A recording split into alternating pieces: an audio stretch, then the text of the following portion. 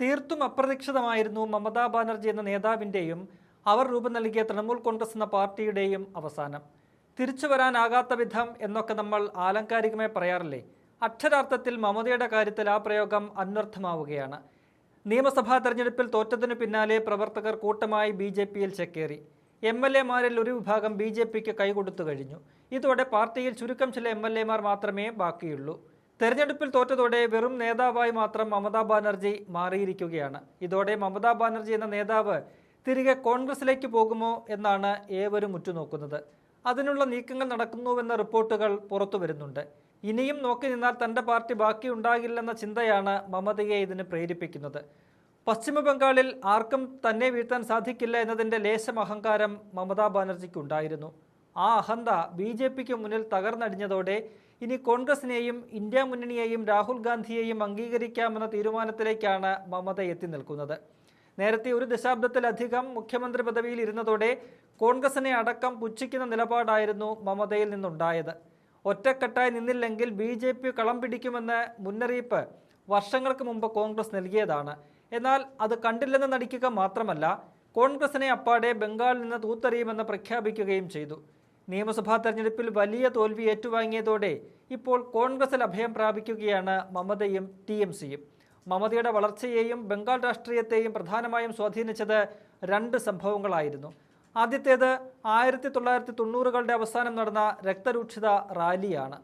മമതാ ബാനർജിയുടെ നേതൃത്വത്തിൽ പശ്ചിമ ബംഗാൾ യൂത്ത് കോൺഗ്രസ് സംഘടിപ്പിച്ച റാലിക്ക് നേരെ പോലീസ് നടത്തിയ വെടിവെപ്പിൽ 13 പേർ കൊല്ലപ്പെട്ടതിൽ രാജ്യം ഒന്നാകെ ഞെട്ടിയതാണ്.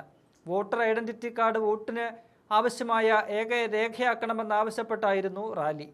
എല്ലാ വർഷവും ജൂലൈ 21 തൃണമൂൽ കോൺഗ്രസ് രക്തസാക്ഷി ദിനമായി ഇന്നും ആചരിക്കുന്നുണ്ട്. രണ്ടാമത്തേത് നന്ദിഗ്രാം അതിക്രമമാണ്.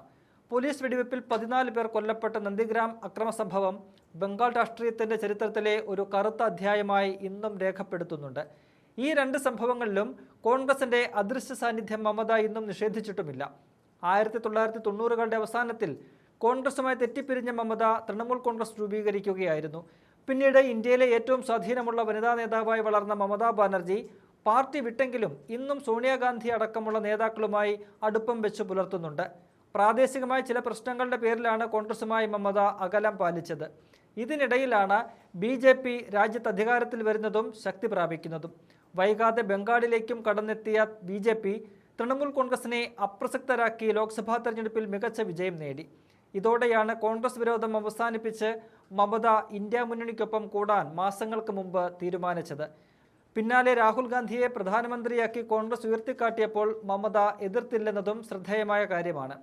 വീണ്ടും സോണിയാഗാന്ധിയിലൂടെ തന്നെ കോൺഗ്രസിന്റെ സഹായം മമത തേടുന്നുണ്ട്.